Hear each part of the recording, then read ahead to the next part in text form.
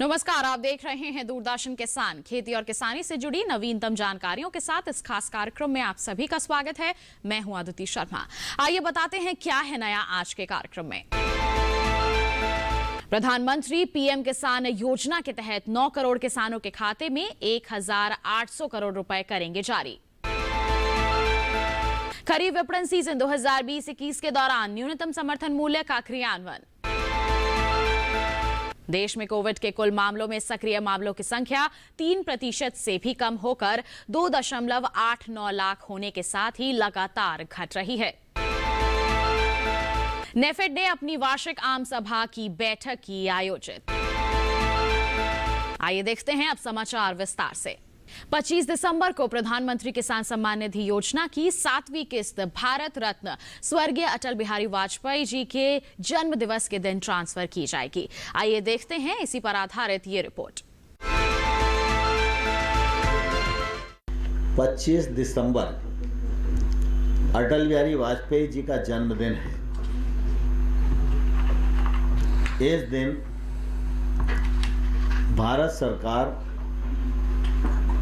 सुशासन दिवस के रूप में देश भर में मनाती है। मोदी जी के प्रधानमंत्री बनने के बाद सुशासन की दृष्टि से, जीवन सुगम बनाने की दृष्टि से, पारदर्शिता की दृष्टि से अनेक कदम उठाए गए और इस दिशा में डायरेक्ट बेनिफिट ट्रांसफर स्कीम एक महत्वपूर्ण कदम। एक कालखंड था जब हमारे देश के तत्कालीन प्रधानमंत्री कहते थे कि हम 100 रुपये बेचते हैं तो गांव में जाते जाते 15 रह जाते हैं, लेकिन मोदी जी के नेतृत्व में हम लोग यह करने में सफलता प्राप्त कर पाए हैं कि अगर केंद्र से 100 रुपया जारी होता है तो किसान के खाते में 100 का 100 रुपया पहुँचता है। ये एक सुनिश्चितता सुशासन की दृष्टि से और पारदर्शिता की दृष्टि से सिद्ध हुई है। आप सबको मालूम है कि पीएम किसान सम्मान निधि यह भारत सरकार का एक महत्वाकांक्षी कार्यक्रम है। इस कार्यक्रम के माध्यम से साल में 3 बार 2-2 हजार रुपए की किस्त, यानी एक किसान को 6,000 रुपया प्रति वर्ष उनके खाते में ट्रांसफर किया जाता है।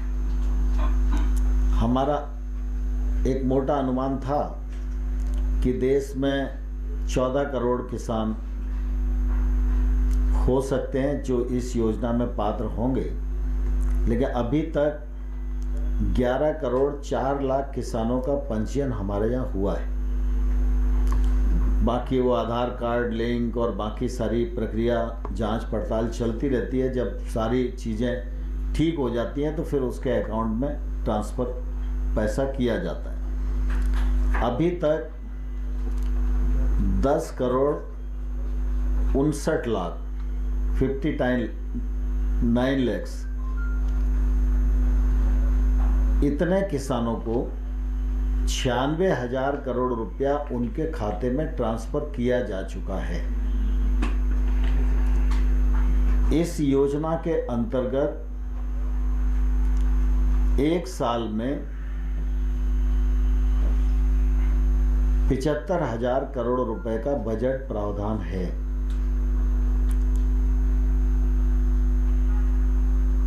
25 दिसंबर को जब सुशासन दिवस है, उस दिन 9 करोड़ किसानों को 18,000 करोड़ रुपया एक बटन दबाकर 2 घंटे के भीतर 9 करोड़ किसानों को उनके अकाउंट में ट्रांसफर किया जाएगा। इस कार्यक्रम में मुख्य अतिथि के रूप में माननीय प्रधानमंत्री नरेंद्र मोदी जी रहेंगे। 12 बजे ठीक यह कार्यक्रम प्रारंभ होगा। इसका सीधा प्रसारण भी होगा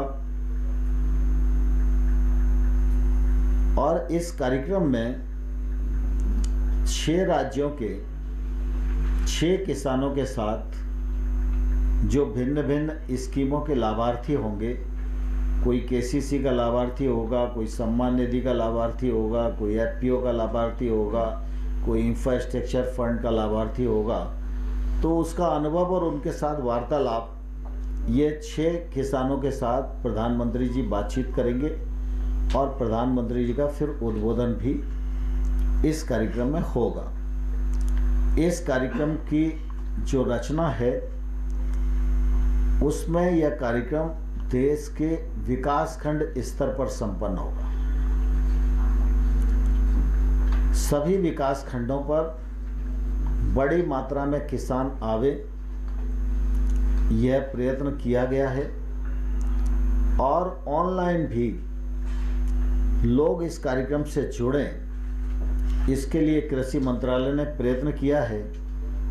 आज कितना बड़ा मुझे मालूम नहीं, लेकिन कल शाम तक 2 करोड़ किसान अपने आप को इस कार्यक्रम में जोड़ने के लिए रजिस्टर्ड करा चुके हैं। अभी आज का दिन, कल का दिन हमारे पास शेष है और फिजिकली भी प्रयत्न हर विकास खंड पर हो रहा है और बड़ी मात्रा में इसमें सभी जनप्रतिनिधि अपने अपने क्षेत्रों में उपस्थित रहें, मंत्रीगण भी इन कार्यक्रमों में जाएं, इसके लिए हम लोगों ने व्यवस्था बनाई है।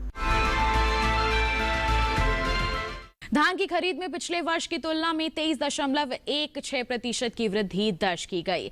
81,399.80 करोड़ के एमएसपी मूल्य के साथ केएमएस खरीद प्रक्रिया से लगभग 51.90 लाख धान के किसान लाभान्वित हुए हैं। आइए देखते हैं इसी पर आधारित ये रिपोर्ट। खरीफ 2020-21 के लिए धान की खरीद पंजाब, हरियाणा, उत्तर प्रदेश, तेलंगाना, उत्तराखंड, तमिलनाडु, चंडीगढ़, जम्मू एवं कश्मीर, केरल, गुजरात, आंध्र प्रदेश, छत्तीसगढ़, ओडिशा, मध्य प्रदेश, महाराष्ट्र, बिहार और झारखंड जैसे राज्यों एवं केंद्र शासित प्रदेशों में सुचारू रूप से चल रही है। पिछले वर्ष के 333,74,000 मीट्रिक टन की तुलना में इस वर्ष 412,91,000 मीट्रिक टन से अधिक धान की खरीद की जा चुकी है और इस प्रकार पिछले वर्ष के मुकाबले धान की खरीद में 22.25% से अधिक की वृद्धि दर्ज की गई है। कुल 77,957 करोड़ 83 लाख रुपए के एमएसपी मूल्य के साथ वर्तमान में जारी केएमएस खरीद प्रक्रिया से लगभग 48,56,000 किसान अभी तक लाभान्वित हो चुके हैं। राज्यों से प्रस्ताव के आधार पर खरीफ विपणन सीजन 2020 के लिए कर्नाटक, महाराष्ट्र, तेलंगाना, राजस्थान और आंध्र प्रदेश राज्यों से मूल्य समर्थन योजना के तहत 51 लाख मीट्रिक टन दलहन और तिलहन की खरीद के लिए मंजूरी दी गई थी। सरकार ने अपनी नोडल एजेंसियों के माध्यम से 1050 करोड़ 8 लाख रुपए की एमएसपी मूल्य वाली मूंग, उड़द, मूंगफली की फली और सोयाबीन की 1,95,899.38 मीट्रिक टन की खरीद की है। इसी तरह 19 दिसंबर 2020 तक 52 करोड़ 40 लाख रुपए के एमएसपी मूल्य पर 5,089 मीट्रिक टन कोपरा की खरीद की गई है, जिससे कर्नाटक और तमिलनाडु के 3,961 किसान लाभान्वित हुए हैं। कोपरा और उड़द के संदर्भ में अधिकांश प्रमुख उत्पादक राज्यों में दरें एमएसपी से अधिक है। अब तक 57,83,122 कपास की गांठें खरीदी गई, जिनका मूल्य 16,865 करोड़ 81 लाख रुपए है, जिससे 11,24,252 किसान लाभान्वित हुए हैं। अभी समय हो चला है एक छोटी सी ब्रेक का। आप कहीं मत जाइए, जल्द ही हाजिर होंगे। बने रहिए दूरदर्शन के साथ पर।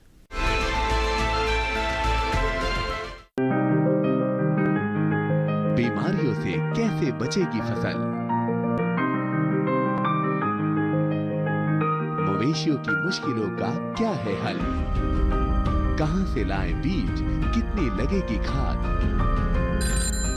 किसानों के हर फोन का विशेषज्ञ देंगे जवाब। देखिए हेलो किसान लाइव सोमवार से शुक्रवार शाम 6 बजे।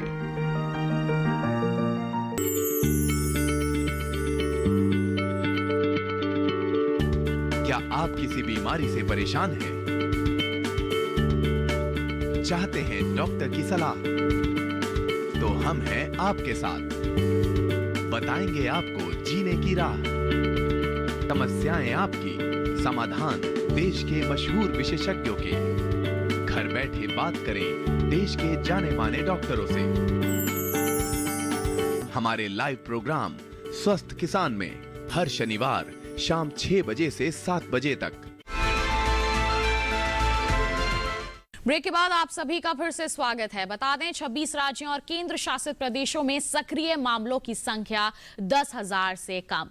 23 राज्यों और केंद्र शासित प्रदेशों में प्रति 10 लाख जांच राष्ट्रीय औसत से बेहतर। 16 राज्यों और केंद्र शासित प्रदेशों में संक्रमण के साप्ताहिक मामले राष्ट्रीय औसत से कम। आइए देखते हैं इसी पर आधारित ये खास रिपोर्ट।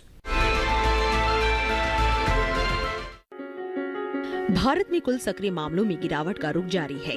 देश में कुल सक्रिय मामले इस समय 2,89,240 हैं। कुल पॉजिटिव मामलों में सक्रिय मामलों की हिस्सेदारी 2.86% तक सिमट गई है। राष्ट्रीय रुझान के अनुरूप 26 राज्यों और केंद्र शासित प्रदेशों में कुल सक्रिय मामलों की संख्या 10,000 से कम रह गई है।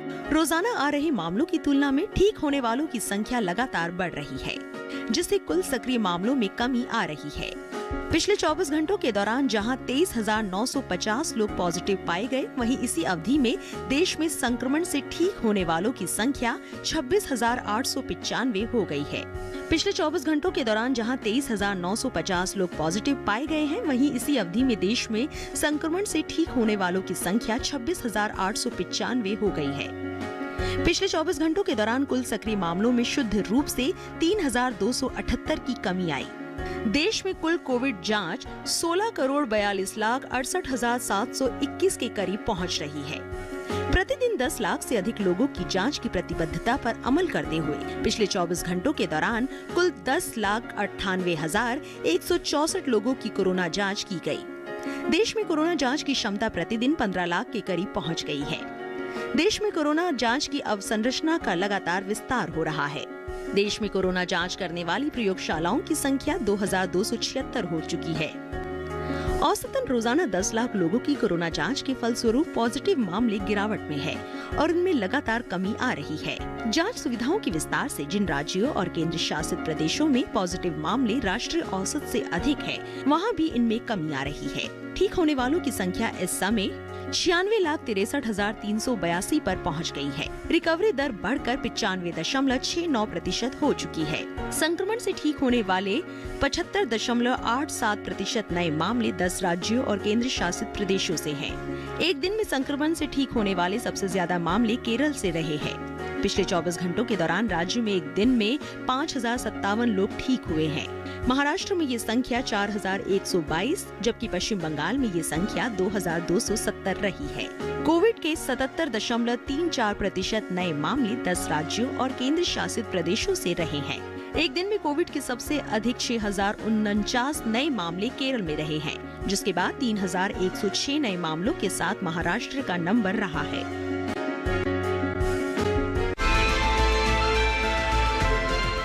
इसी के साथ वक्त हो चला है एक और छोटी सी ब्रेक का। आप कहीं मत जाइए, जल्द ही हाजिर होंगे। ये कामयाबी है अन्नदाता की, ये कहानी है खेत और खलिहानों की। कैसे करें अपने पशुओं की देखभाल, जानिए गांव-गांव के किसानों का हाल। देखिए गांव किसान सोमवार से शुक्रवार दोपहर 12:05 पर।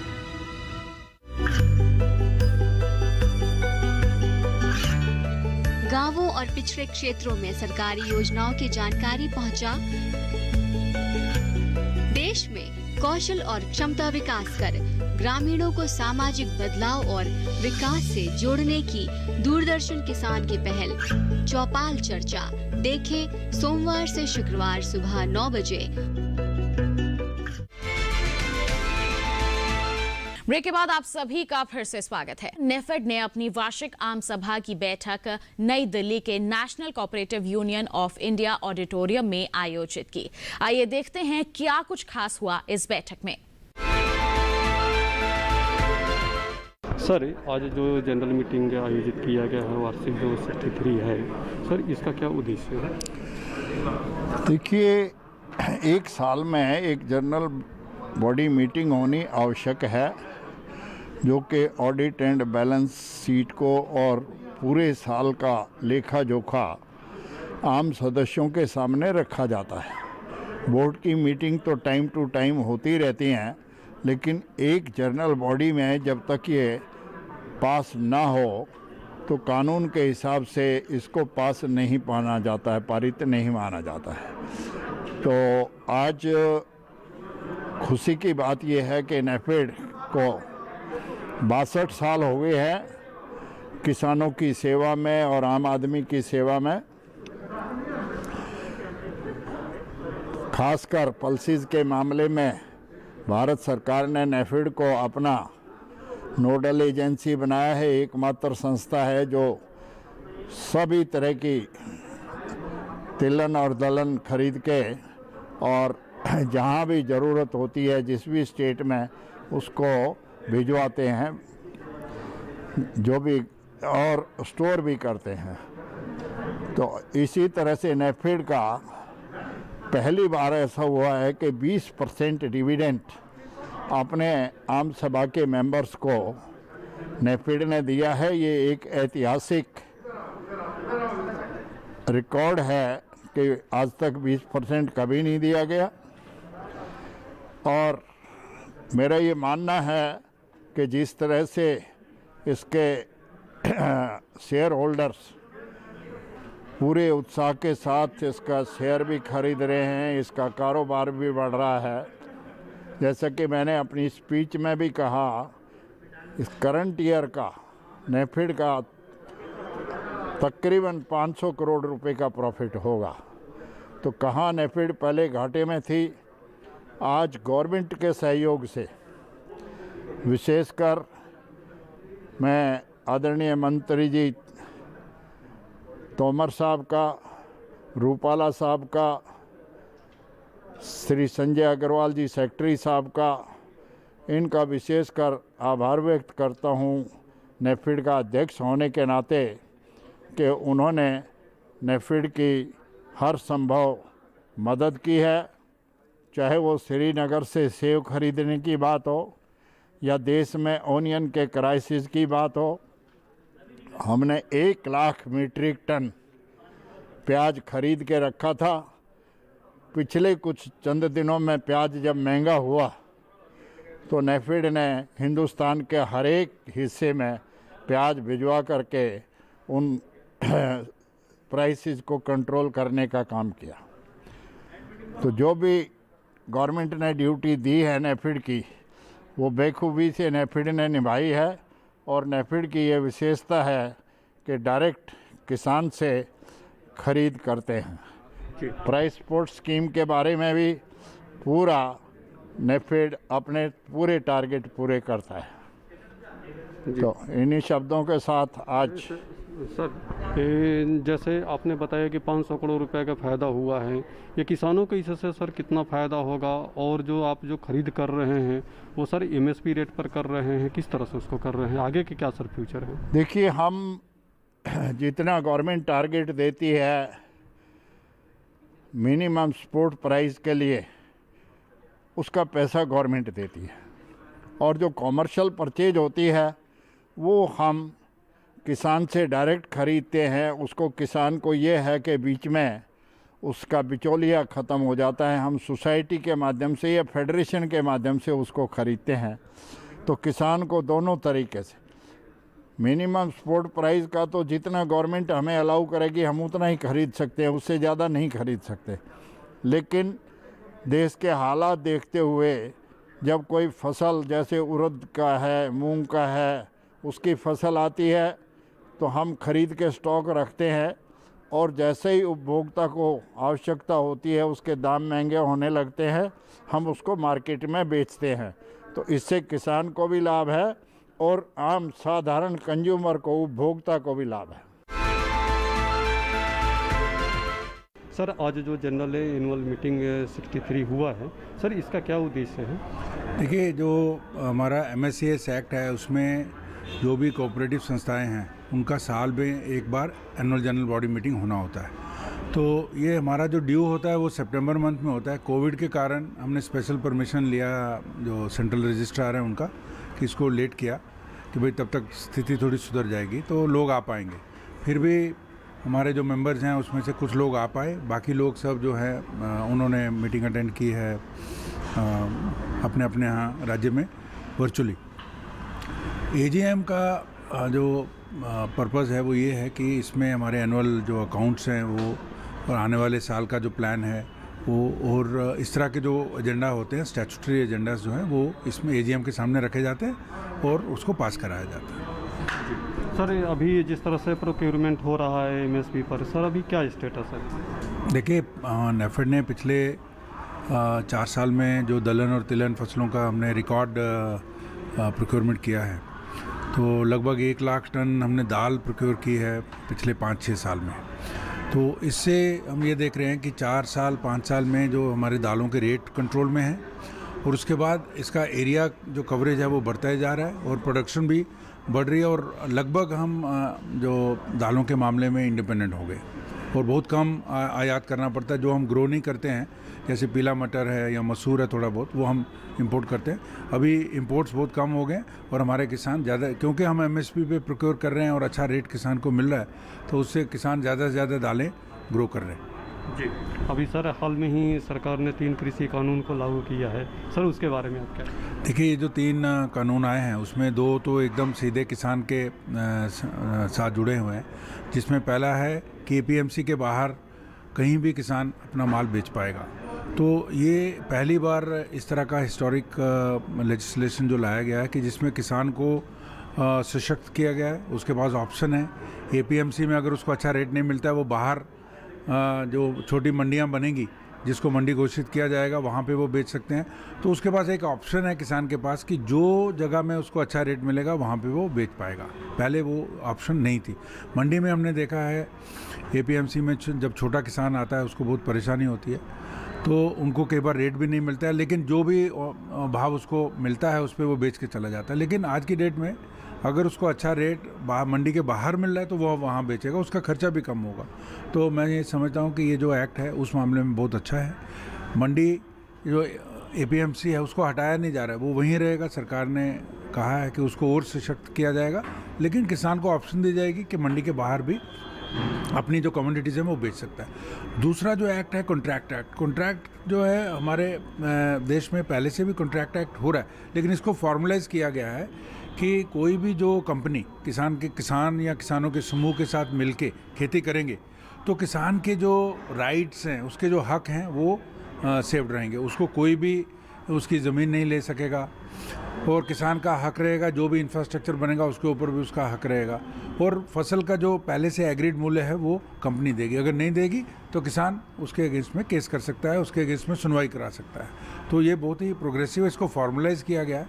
तो इसमें ऐसा नहीं है कि कोई बड़ी कंपनी आके किसान को ऐसे गुमराह करके ले जाएगी, उसकी ज़मीन ले जाएगी। तो इसमें ये जो प्रोविज़न रखा गया है कॉन्ट्रैक्ट एक्ट का, और इसमें अभी जैसे हमारे कृषि मंत्री जी ने भी बार बार कहा है कि इसको और स्ट्रेंथन करने के लिए जो जो सुझाव आते जाएंगे सरकार करेगी कि किसान जो छोटा किसान है उसको कोई भी जो भी एग्रीमेंट होता है उससे जो चीट ना करे, उसको किसान को धोखा ना हो, जो उसके साथ एग्रीमेंट किया गया है उसको इम्प्लीमेंट किया जाए। जी सर, जो एपीएमसी मार्केट के बाहर की जो बात है, अभी आपने सर मीटिंग में भी आपने बताया है कि कुछ नेफेड मंडी को भी बाहर में एग्रीमेंट कर रहा है। देखिए हम एक राष्ट्रीय मार्केटिंग ऑर्गेनाइजेशन है एग्रीकल्चर सेक्टर में, तो हमने कुछ इनिशिएटिव लिए हैं जिसमें जो एफपीओज़ हैं या कोऑपरेटिव सोसाइटीज़ हैं उनके साथ मिलके मंडियों के बाहर छोटी मंडियां बनाई जाएं, जिसमें बेसिक इंफ्रास्ट्रक्चर जो है ग्रेडिंग, सॉर्टिंग, पैकिंग का, प्री कूलिंग का वो इंफ्रास्ट्रक्चर रहेगा, और एक वर्चुअल प्लेटफॉर्म भी रहेगा जहां पे किसान जो एफपीओज़ हैं उस एरिया के वो अपने घर के पास जो मंडी है वहां पे आके बेच पाएंगे। लेकिन उसमें उनको बेचना है या नहीं उसका निर्णय किसान ही लेगा। तो ये इस मॉडल पर हम काम कर रहे हैं, और इसमें जो भी फंड्स चाहिए वो एफपीओज़ या जो भी कोऑपरेटिव सोसाइटीज़ हैं वो एग्री इंफ्रास्ट्रक्चर फंड से फंड लेंगे, उसको डेवलप करेंगे मंडी को। तो मैं समझता हूँ कि ये बहुत ये जो हमारा इंटरवेंशन है। इससे छोटे किसान को जो दूर जाके ट्रांसपोर्ट करके अपना माल नहीं बेच पाता है, अपने घर के पास वो ट्रांसपेरेंटली उसको बेचने की सुविधा किसान को मिलेगी। इसी के साथ आज के इस खास कार्यक्रम में बस इतना ही। अगले अंक में मुलाकात होगी, तब तक के लिए हमें दीजिए इजाजत। आप बने रहिए दूरदर्शन किसान पर। नमस्कार।